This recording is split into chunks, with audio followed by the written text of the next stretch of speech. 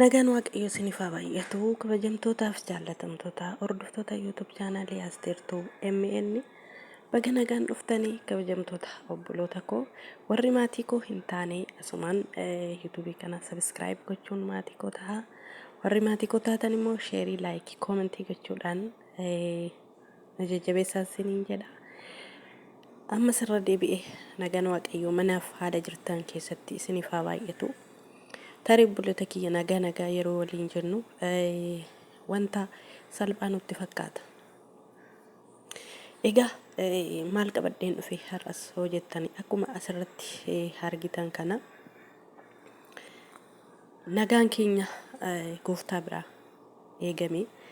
Egaa obboleettii koo obboleessa koo nuti warri har'a baanee hojjennee milkaa'atii jirru kuni akkasumas immoo warri haala hundumaa damdamattanii qorumsa otoo isinirra ga'u darbannaan otoo nurra ga'u golli jiru hundumatti wanti nama nurra ga'u hundumtu osoo jiraatu damdamattanii waan hundumaa keessa darbitanii galtanii ija nagaan maatii keessan wajjin wal argitanii waan hojjettan irratti illee firii dadhabbii keessanii argitanii galtanii immoo firii dadhabbii keessanii sana jabeessuudhaaf gara biyya hambaa deebitanii dhuftanii akkasuma galtanii deebitanii dhuftanii gargaaramtan kuni nu keessaa meeqaan keenyatu jechuun iddoo waaqayyo nu kaasif olmaa waaqayyo nu hoolee yaadataa waaqayyo galateeffata buloota kiyya. Dhugaa duubatti deebi'iitii meef gaafadhu duubatti deebi'eef gaafadhaanis. Egaa akkuma profaayilii kanarratti argitan obboleettiin keenya kunis akkuma koofa akka kee kaleessa ni hojjedha. Tarii maatiin ishii mana kiraa keessa jiraachuu danda'u. Tarii maatiin ishii waan ittiin jiraatan hin qaban ta'a. Tarii obboleettiin kun wanta biyya ishii baasuudhaaf ka'e wanta akka isheen biyya hambaa kana dhuftee hojjettee jijjiiramtu ishii godhe qabdi.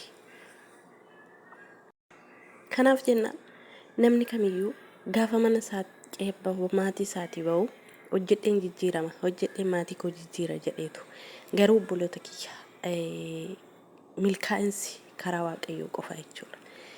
Egaa obboloota koo meeqaan obboloota keenyaatu mana hidhaa keessatti meeqaan obboloota keenyaatu harka dallaalaatti akka horii gurguranii dallaalaan gurgurachaa kan jiru. Mana hin beekne fidanii waan baay'ee nama ajaa'ibu immoo dallaalonni hin fidu yeroo fidanitti itti qarshii nyaatu isumaayyuu immoo akka nuti dura dhufnee fi akkaataan nuti dura itti dhufnee fi akkaataan hamma baay'ee garaagarummaa hedduu guddaa qaba jechuudha. Dhugaa dubbachuu fi nuti yeroo jalqaba dhufnu tola dhufne jechuun hin danda'ama. Yaa ta'uyyuu malee tola dhufne jechuu miti. Tola dhufne jechuu miti qarshii hamma ta'e baasnee dhufne jechuudha.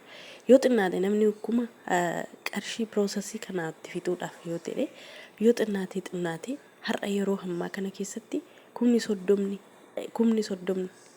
kumni digdamni kanaa gadi bayyaa siin ga'u jechuudha. Keessumaa ijoollee haaraa dhufaniif jechuudha. Paaspoortii ilaalaa ani fakkeenyaaf yeroon paaspoortii hojjechiisetti paaspoortii birri 300 naan baasise. Birri 300 naan hojjechiise jechuudha. Bara sana ilaalaa. Amma immoo hixfiisaa akka dabalee beekaa. Jireenyaaf jireenya biyya keenyaa akkuma dhageessan qaala'insi jireenyaa akkuma jiru. Kana keessaan garuu obboleettiin keenya kun egaa obboleettii kana qofaa miti.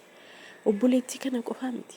Amma hojjedheen jijjiirama itti mana baate. Mucayyoon kun akkuma suura ishee asirratti argitan kan biyya ishiis eessa akka ta'e isinuu argitanii miidiyaa adda addaarraa faca'ee jira jechuudha.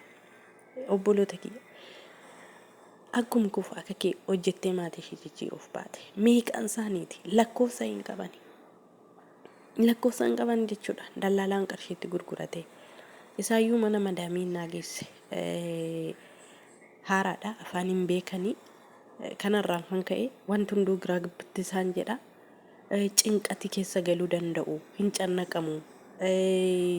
Bakka ijoolleen haaraa dhufan dhugaa dubbachuu fi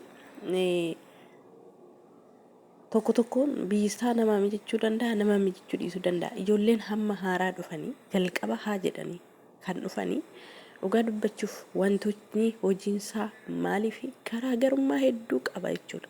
Hojiin biyya keenyaa fi hojiin biyya sanaa. Fakkeenyaaf ani maashinii uffata ittiin miiccanii ana akkati maashinii uffata ittiin miiccan maaliif Itoophiyaa keessatti illee argina jechuudha yeroo sana jechuudha. Hamma miti gaayis yeroo dura. Innaa waggaa 8 kana salgan kana sinii jechaa jira.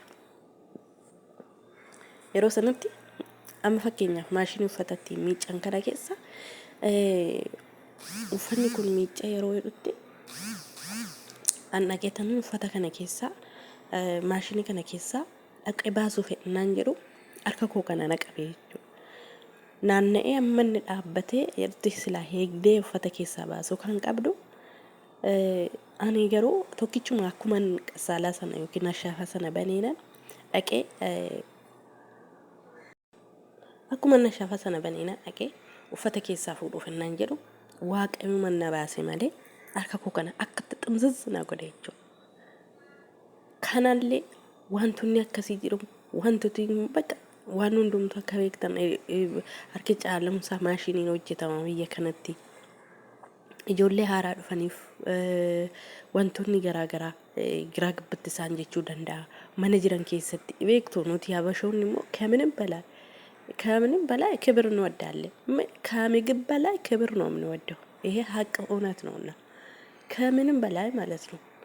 እዚህ ጋር ወዶ ከነቲ ነመ ይፈቹ ጅራ ijoolleen isaanii nama yifatu afaaniin beektu afaaniin beekanii ijoolleen kurreef dhufu haala biyya hambaa maal akka ta'e hin beekanii ijoolleen baqa giraa gabbitti nama jedha giraa gabbitti yoo isaan caammaa fidaa jedhan nuti cilfaa fiduu dandeenya yoo isaan farshaa fidaa jedhan nuti waan biraa fiduu dandeenya yoo isaan farshaa fidaa jedhan nuti caammaa fidnaa faallaa hin beeknu ka fakkeenyaaf ani haqi mucaa fidi gaafa shinnaan jettu ganama mana walawwalee aanaa ka'eef farshaadhuma sana fidinaan jetti se'een farsha taqallee fidee dura ishii kaa'ee jechuudha. Maaliif hin beeku ka jechuudha. Kanuma hojjedhe sana fidinatti argisiisi jetti laata isa jedhamuufani fidee ishii fuuldura kaa'ee jechuudha. Kanaaf obboloonni keenya baay'een isaanii cinqatii keessa galuu dhiphina keessa galuu akkaataan hojii isaanii akkaataan ijoolleen isaaniitti nama ifatan akkaataan itti asarriin isaanii madaamiin isaanii nama haaraa yeroo dhuftanitti akkam akka isaan nama godhan hin beektu akka kuwaasee asifachee nama darbatu kana biraan irriba gahaa raftu inna ijoolleen baay'een cinqatii keessa galu ijoolleen baay'een bakka haala biyyaa cannaqamanii dhufanii iddoo kanatti cinqatiin akkasii iddoo kanatti mudannoon akkasii yeroo nama mudatu baay'ee nama gaddisiisa jechuudha. Egaa bara keenya keessatti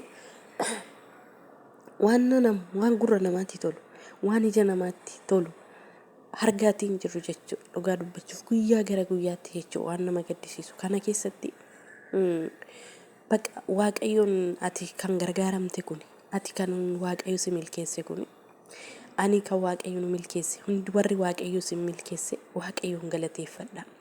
Baay'een keenya immoo otoo hojjennu otoo waaqayyo nu heebbisee jiru waaqayyotti gungumna jechuudha. Waaqa galateeffachuu dadhabne jechuudha. Anama yeroo tokko yaa'u yeroon dhukkubbiin garaagaraa yeroon mudannoon garaagaraa yeroo qorumsi garaagaraa garkootti darbatamu obboloota amma koo fakkeenyaaf jechuun obboloota firii deemii qabaatanii fakkeenyaaf miidiyaadhuma keessan irratti baatanii nagaa nama dubbisuuf komantii namni barreessellee dubbisuudhaaf carraa argattan hedduun isinii gammada jechuudha. Liivii seentanii yeroo isin nama simattanii yeroo isin baatanii nama faana haasoftanii hedduun isiniif gammada jechuudha. Angaruu carraa akkasiin arganne jechuudha. Yeroo hundumaa na beektu yuutuubii kana hamman jalqabaa kaasee sa'aatii guutuu irraa kaasee iddoo kana ga'etti obboloonni wajjiniin turre na beektu guyyaa tokko naaf mijatee asirratti bahee haasa'ee komantii namaa dubbisee seeraan dariin jedhee darbeetu lakkoofsa qaba jechuudha. Guyyaan mijatee firii taane yuutuubii kanarratti hojjedhee yoo jiraate lakkoofsa qaba jechuudha. Kanaaf obboloota kiyya maal isinii jechuu barbaadeetanii golli ormaa mijatu kana keessatti akkamitti kan nuti teenye nyaata quunqoo keenyaallee sa'aatii eegnee miti kan nyaannu akkamitti akka nuti jirru nuuf waaqayyo beeka. Namoonni tokko tokko akkas jedhu waggaa kana wajjin turtee maaliif sodaattaa namaan jedhu. Gaayis hin gowwoomina isaan waggaa 10 miti zalaala midimee likkii kee wajjin yoo jiraatte yoo isaan kabajje wanta isaan jaalata yookiin seera akkaataa isaan ittiin bulmaata isaanii yoo kabajjee fi si kabajanii si wajjin jiraatu. Haal kana hin taane taanaani ana dursa nabbee kan jettee ol of qabda taanaani asii gadee si afarratu. Dhugaan siin jedha asii gadee nama darbatu jechuudha. Hamoota jechuudha. Si laafnaan si faana jiraatu lafa taanii. Sittan maannaan garuu jarreen kun tokkicha si qabnaan jechuudha.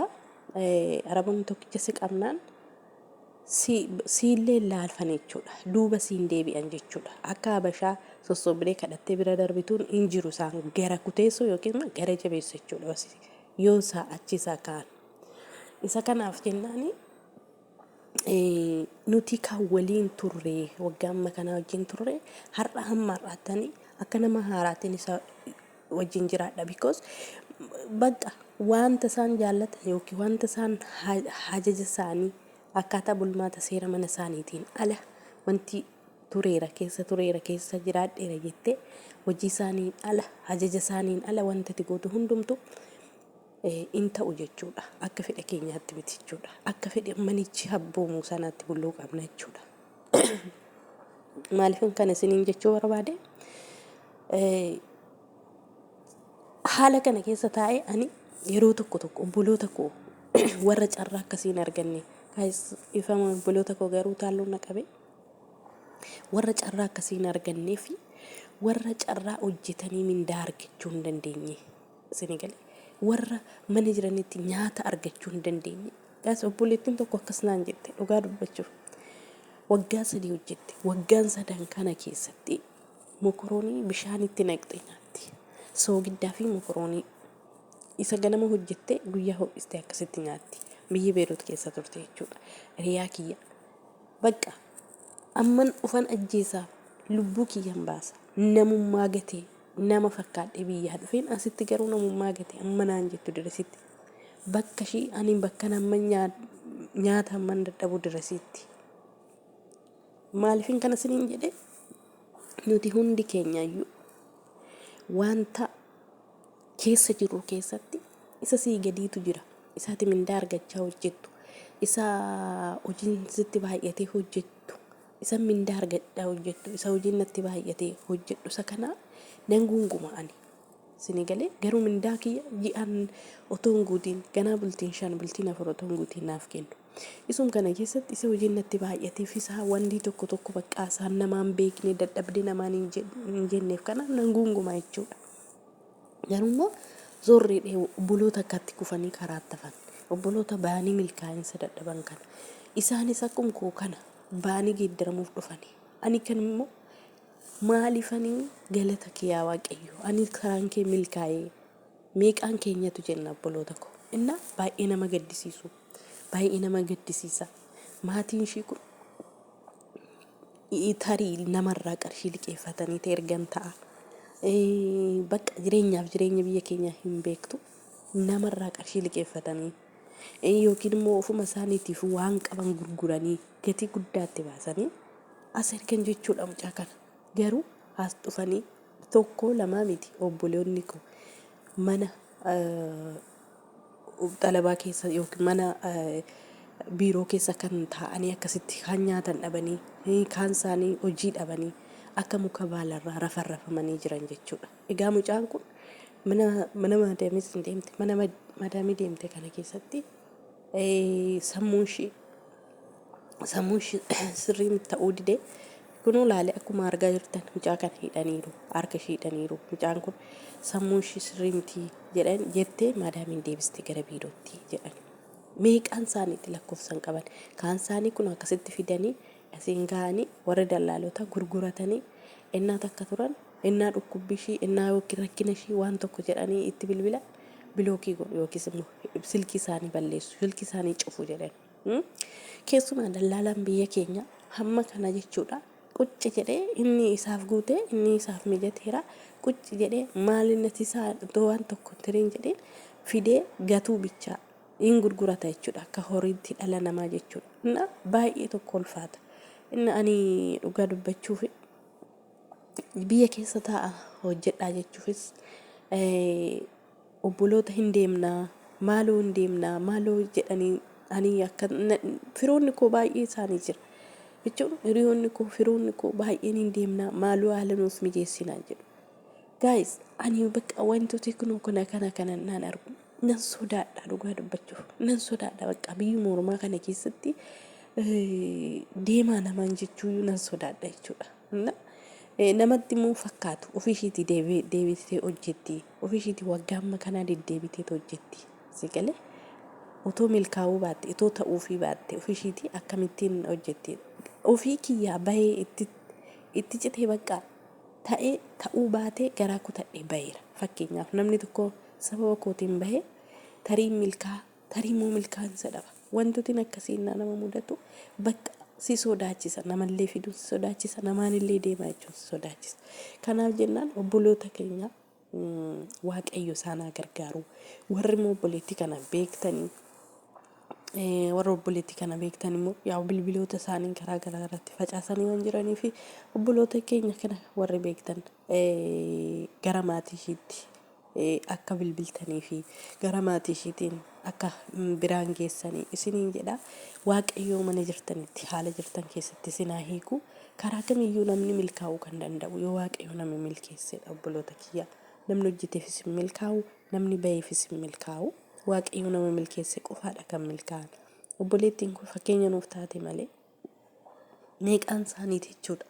Meeqaan isaaniiti kan miidiyaa irratti achas baane kan miidiyaan ala kan kaameeraatiin ala obboloonni keenya mana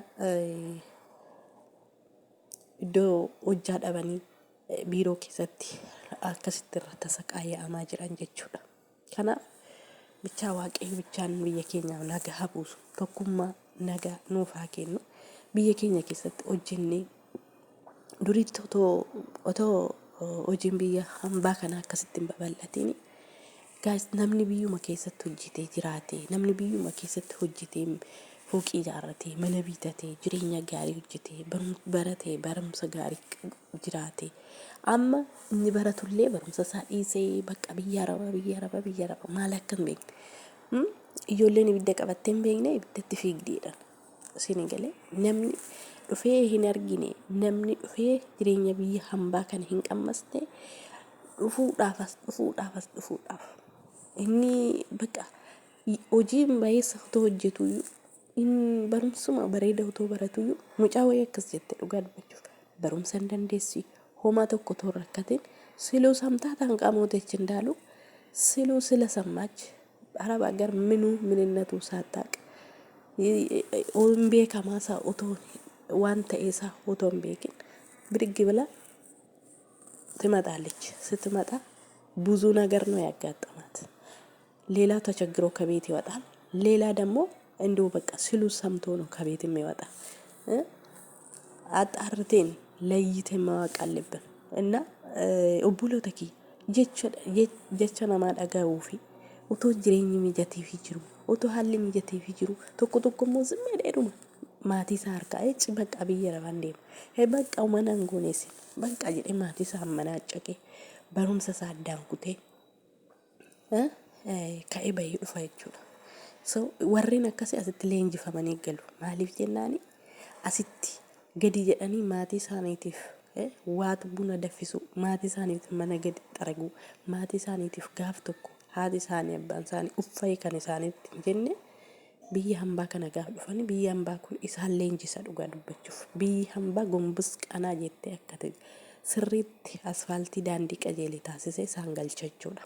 Warreen akkasii warreen immoo maatii koon geeddara ofiin geeddara jedhanii achittis rakkina arganii asittis dhufanii rakkina argan baay'ee tokko nama gaddisiisa. Garuu waaqayyo obboloota keenya rakkachaa jiranii kallattii garaa garaatti kufanii rakkataa jiranii waaqayyo isaanaa gargaaru, waaqayyo isaanaa fayyisu, kan dhibamaa jiran waaqayyo fayyisu, kan hojii dhabanii jiran immoo waaqayyo balbala hojii dhaabanii fi akka amantii keessaniitti kadhadhaa yeroo hundumaa biyyi keenya kun hundumaa kan nurraan ga'e rakkina biyya keenyaati jechuudha. Waaqayyo biyya keenya akka yaadatu tokkummaa akka nuuf kennu isin jedha buloota kiyya. Egaa dogoggora yoon qabaadhee gorsaana deebisaa yaada tokko bakka akkasitti baasnee yoo wal jabeessinee yoo dubbanne malee hin ta'u. Isinin jedha guddaan isin jaalladha naaf galatooma. Viidiyoo biraan immoo walitti deebinu turtiin keessan na wajjin waan ta'eef guddaan naaf galatooma naa eebbifama.